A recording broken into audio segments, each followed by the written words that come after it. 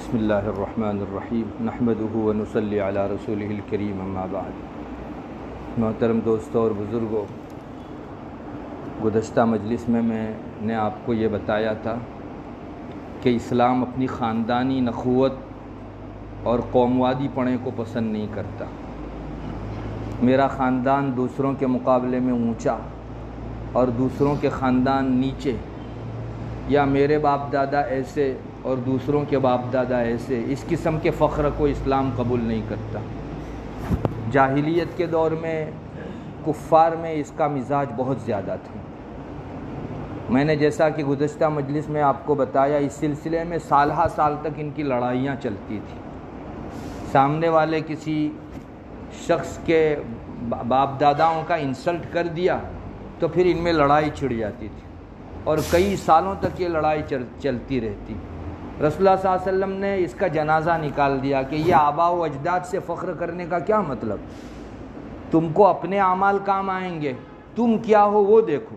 تمہارے باپ داداؤں کا اچھا ہونا تمہارے لیے نفع بخش نہیں ہو سکتا، یا ان کی برائی کے اوپر تم ان کی تعریف کر کے کوئی معاشرے میں اچھے افراد نہیں بن سکتے۔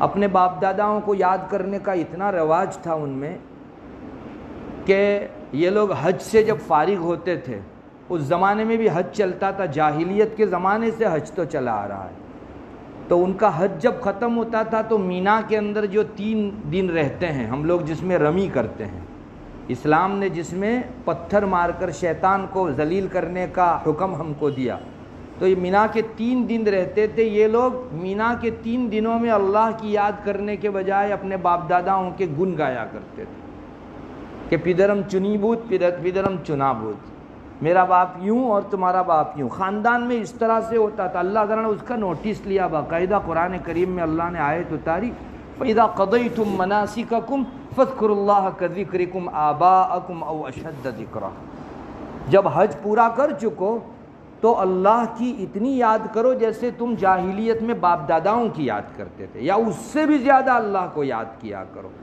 دیکھو اللہ نے حوالہ دیا کہ تم اپنے باپ داداؤں کو کیسے یاد کرتے تھے۔ تو آج اسلامی حج میں جب مینا کے 3 دن ہوں گے تو وہاں اپنے باپ داداؤں کی تسبیح نہیں پڑھنی ہے، وہاں اللہ تبارک و تعالیٰ کو یاد کرنا ہے۔ تو باقاعدہ اللہ تبارک و تعالیٰ نے باپ داداؤں کا تذکرہ ذکر فرمایا، ان کی زبان پر تھا۔ جب بھی قوم میں اونچ نیچ کی بات ہوتی یا بلندی اور پستی کی بات ہوتی تو فوراً اپنے باپ داداؤں کو بیچ میں لے آیا کرتے تھے کہ ہمارے باپ دادا تو ایسے تھے۔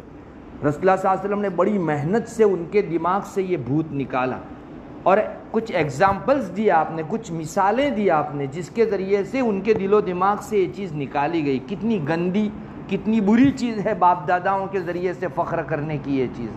حضرت ابو ہریرہ رضی اللہ تعالیٰ عنہ کی ایک روایت ہے جس میں رسول اللہ صلی اللہ علیہ وسلم نے فرمایا، لوگ اب اپنے باپ داداؤں کے گن گانا بند کر دیں، یہ لوگ تو جہنم کے کوئلے بن چکے ہیں۔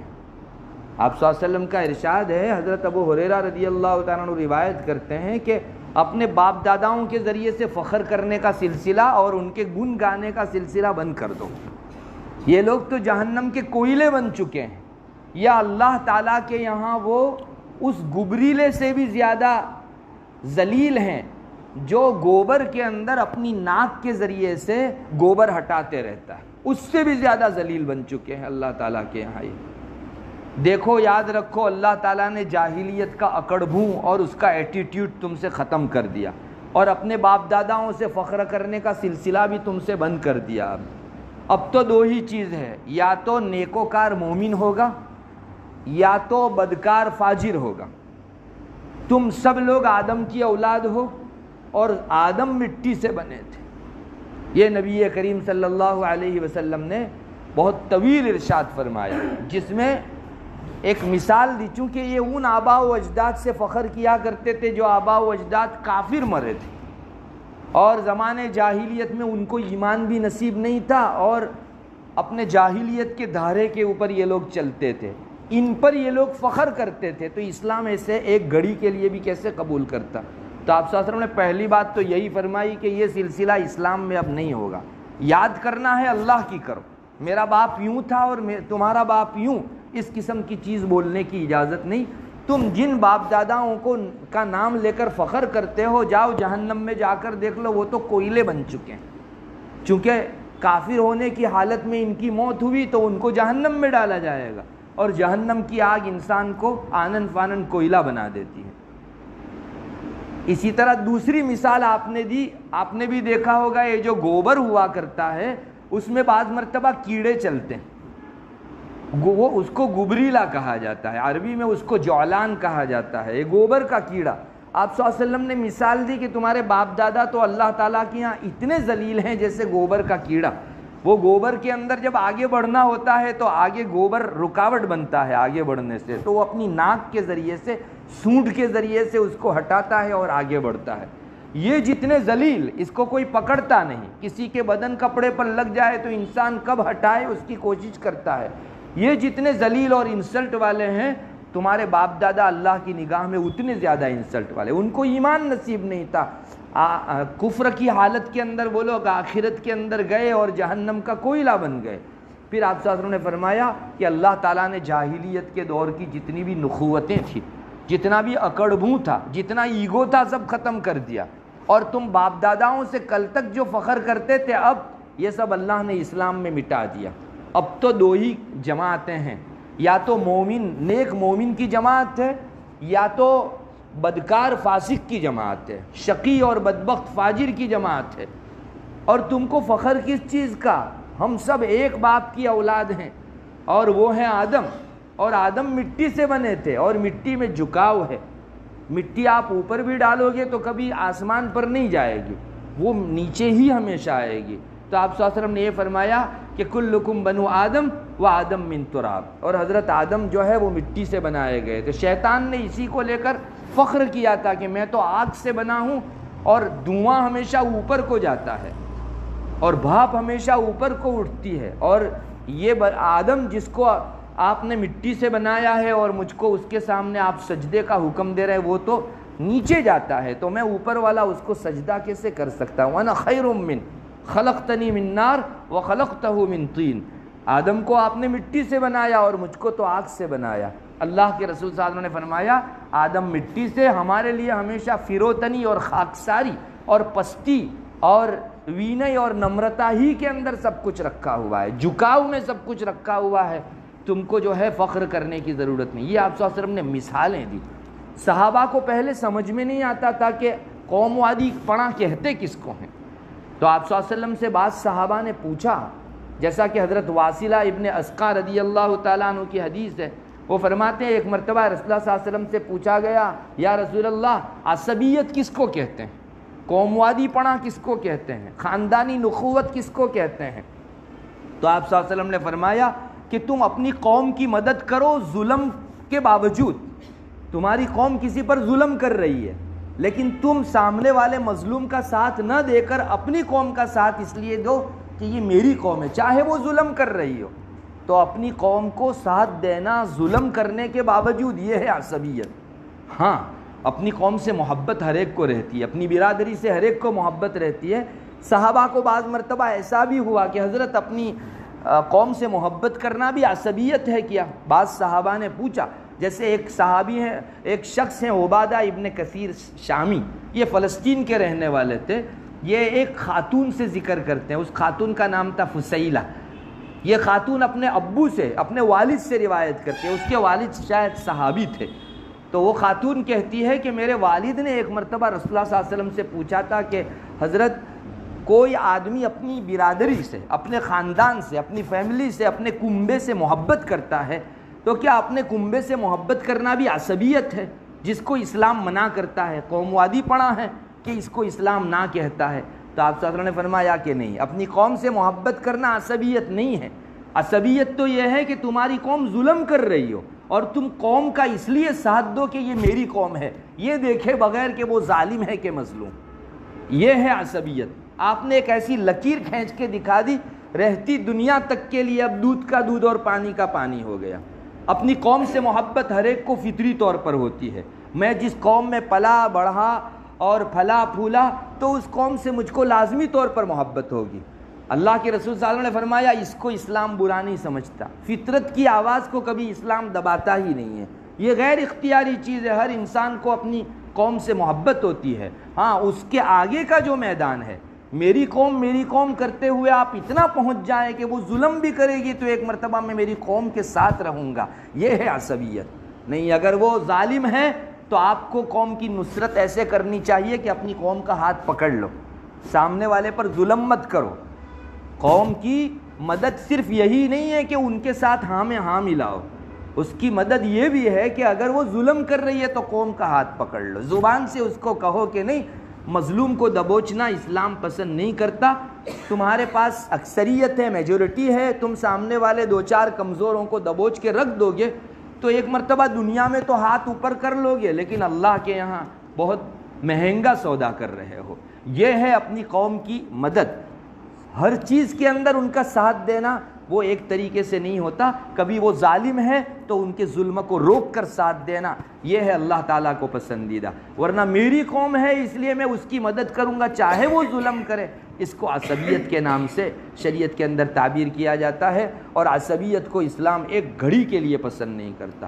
آپ صلی اللہ علیہ وسلم نے ایسی مثالوں سے اور زبردست تعلیمات کے ذریعے سے جاہلیت کے لوگوں کے دل و دماغ کے اندر یہ جو عصبیت کا بھوت بھرا ہوا تھا اس کو نکال پھینکا۔ اللہ کا بڑا کرم ہے، آج مسلمانوں کے درمیان ایسی چھوت اچھوت کی یہ پرتھا نہیں ہے۔ ہمارے برادران وطن کو دیکھ لیجئے، میں اس سے پہلے بھی آپ کو کہہ کر آیا، ان کے یہاں اتنا چھوت اچھوت ہے کہ اگر کسی شودر نے کسی گلاس سے پانی پی لیا تو براہمن کے لیے حرام ہے کہ وہ اس کو منہ لگائے، کوئی براہمن اس کو منہ لگانے تیار نہیں ہوتا۔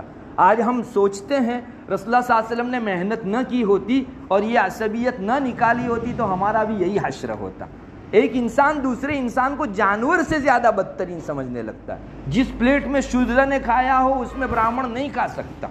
آج بھی آپ دیکھ لیجئے برادران وطن کے اندر، یہ بہت بڑا کرم ہے، آپ صلی اللہ علیہ وسلم کا انقلابی کارنامہ تھا کہ آپ نے قوم کے دل و دماغ میں جو چیز رچی بسی تھی، آپ سوچ تو لیجئے، جس کے اوپر ایک جملہ کسنے کی بنیاد پر سالہ سال لڑائی چلتی ہو، اس کو دل و دماغ سے نکال باہر پھینکنا کتنا مشکل کام تھا۔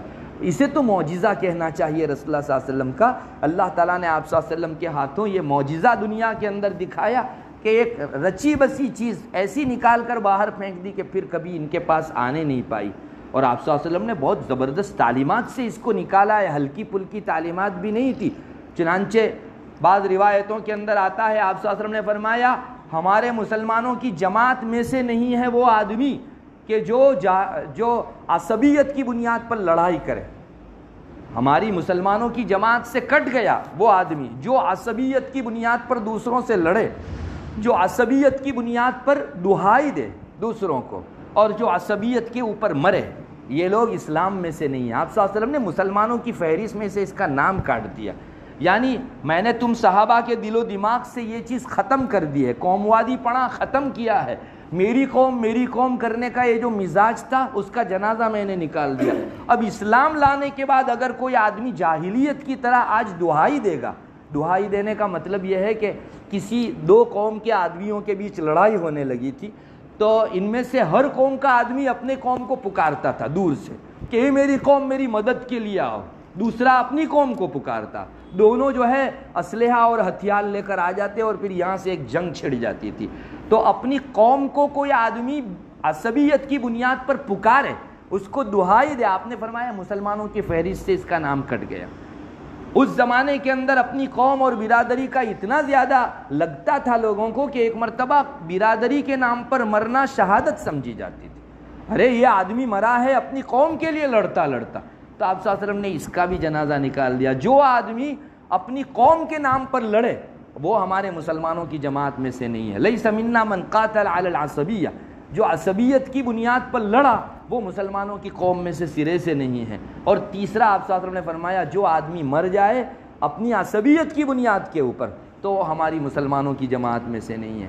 اتنی محنت کر کے رسول اکرم صلی اللہ علیہ وسلم نے لوگوں کے دل و دماغ سے یہ بھوت نکالا۔ الحمدللہ کافی حد تک مسلمانوں میں یہ چیز نہیں ہے جس کو ہم ذات پات کا بھید بھاؤ کہتے ہیں۔ یہ چیز ساری قوموں کے نزدیک بری ہے۔ ہمارے یہاں اسکول کی چوپڑیوں میں پہلے باقاعدہ پڑھایا جاتا تھا کہ ذات پات کی بنیاد پر بھید بھاؤ کوئی اچھی چیز نہیں ہے، چاہے کسی قوم کے اندر ہو۔ آج بھی اگر ہمارے درمیان یہ چیز آ رہی ہے تو اینٹی اسلام چیز ہے، اسلام کے خلاف یہ چیز ہے۔ میں کبھی بھی اپنی قوم کا اس بنیاد پر ساتھ نہیں دے سکتا کہ وہ میری قوم ہے۔ میرے یہاں ترازو ہوگا وہ ظالم ہے یا مظلوم۔ اگر میری قوم مظلوم ہے تو میں ان کا ساتھ دوں گا، اور اگر میری قوم ظالم ہے تو اس کے ساتھ دینے کا طریقہ یہ ہوگا کہ ظلم کرتے ہوئے میں اس کو روک دوں۔ آپ صلی اللہ علیہ وسلم نے ایک موقع پر فرمایا تھا انصر اخاک ظالما او مظلوما، اپنے بھائی کی مدد کرو چاہے بھائی ظالم ہو یا مظلوم۔ مظلوم کی مدد تو سمجھ میں آئی، لیکن ظالم بھائی ہو تو کیسے مدد کرنے کی؟ صحابہ نے پوچھا حضرت بھائی ظلم کر رہا ہو تو اس کی مدد کا کیا طریقہ؟ غالباً آپ نے اس موقع پر یہی فرمایا تھا کہ اس کا ہاتھ روک دو، ظلم میں اس کا ساتھ مت دو۔ وہ کسی دوسرے کو دبوچ رہا ہے تو اس کو سمجھاؤ کہ کسی انسان کا خون چوسنا اور کسی انسان کو دبوچ لینا یہ انسانیت سے گری ہوئی چیز ہے۔ یہ اپنے بھائی کی دونوں صورتوں میں مدد کرنا ہے، بس یہ معیار اگر انسان قائم کر لے انشاءاللہ معاشرے میں اونچ نیچ کا یہ بھید بھاؤ ختم ہو جائے گا، ذات پات کا بھید بھاؤ ختم ہو جائے گا۔ کوئی آدمی اپنی ذات کی بنیاد پر اللہ کے ہاں ایک ذرہ برابر آگے نہیں بڑھ سکتا۔ اللہ کل کو فیصلہ کرنے بیٹھے گا تو ہرگز یہ بنیاد نہیں رکھے گا کہ یہ اتنی اونچی برادری سے تعلق رکھتا تھا اس وجہ سے اس کو جو ہے زیادہ درجات دو، اور یہ نیچ برادری سمجھی جاتی تھی اس سے تعلق رکھتا تھا اس وجہ سے اس کو اسی ایک سبحان اللہ کے اوپر کم درجہ دو۔ نہیں، سبحان اللہ دونوں پڑھیں گے، جس میں اخلاص اور تقوی زیادہ ہوگا اس کا سبحان اللہ زیادہ مقبول ہوگا۔ ہرگز قوم کا اونچا ہونا اور نیچا ہونا معیار نہیں ہے۔ ہمارے یہاں بعض مرتبہ ایسی چیزیں پائی جاتی ہیں، اس چیز کا بھوت نکال دینا چاہیے۔ یہ تو فلاں ذات کا ہے، یہ فلاں ذات کا ہے، اس کو اگر آپ کرنے گئے تو وہی چیز آپ کر رہے ہو جو جاہلیت میں لوگ کرتے تھے اور آپ سے نے بڑی محنت سے نکالی تھی۔ ہمارے یہاں بعض علاقوں کو لے کر یہ موٹا دیہیانہ، ہمارے یہاں بولتے ہیں موٹا دیہنا لوگ کچھ ہے، کوئی موٹا دیہنا نہیں ہے، آپ ہیں، اپنا رب ہے، آپ اگر درستگی پر ہیں تو موٹے ہیں، ورنہ تو پھر جو ہے آپ سے نیچ کوئی نہیں ہے۔ اگر آپ برا کر رہے ہیں پھر بھی بلندی پر جانا چاہتے ہیں، اللہ کے یہاں ایسا ترازو ہے ہی نہیں۔ اللہ کے یہاں ترازو ہے نیکی کرو، ان اکرمکم عند اللہ اتقاکم، تم میں جو سب سے زیادہ پرہیزگار وہ اللہ تعالیٰ کے یہاں سب سے زیادہ مکرم، سب سے زیادہ مشرف، اللہ تعالیٰ کا سب سے زیادہ چہیتا اور پیارا۔ یہ یہود تھے، وہ کہا کرتے تھے نحن ابناء اللہ واحباؤہ، ہم تو اللہ کے بیٹے ہیں اور اللہ کے چہیتے ہیں، بس اس بنیاد پر کہ ہم لوگ یہود ہیں، ہم لوگ نصرانی ہیں۔ ارے تمہارا نصرانی اور یہودی ہونا ذرہ برابر اللہ سے قریب نہیں کر سکتا۔ اللہ نے فوراً جواب دیا وقالت الیہود والنصارى نحن ابناء اللہ واحباؤہ قل فلم يعذبکم بذنوبکم بل انتم بشر ممن خلق، اگر تم اتنے چہیتے ہو تو اللہ تعالیٰ تمہیں سزا کیوں دیتا ہے، تمہیں عذاب کیوں ہوتا ہے؟ دوسرے انسان جیسے ویسے تم بھی اسی لائن کے یہود و نصارہ، کوئی کسی سے بڑا نہیں ہے۔ یہاں تو اللہ کے دین کو برتنا یہ انسان کی بڑائی ہے۔ بہرحال بڑی محنت سے یہ چیز رخصت ہوئی ہے۔ ہمارے بیچ اگر کہیں اس کے شاخسانے پائے جاتے ہیں تو ہم کو محنت کرنی چاہیے کہ یہ عصبیت کا بھوت بالکل نہیں ہے، فیملی، خاندان، برادری، یہ سب چیزیں کچھ نہیں ہیں، بس اللہ کے نزدیک وہ سب سے زیادہ ہے جو اجر و ثواب زیادہ کماتا ہو، گناہ سے زیادہ بچتا ہو۔ وآخر دعوانا الحمدللہ۔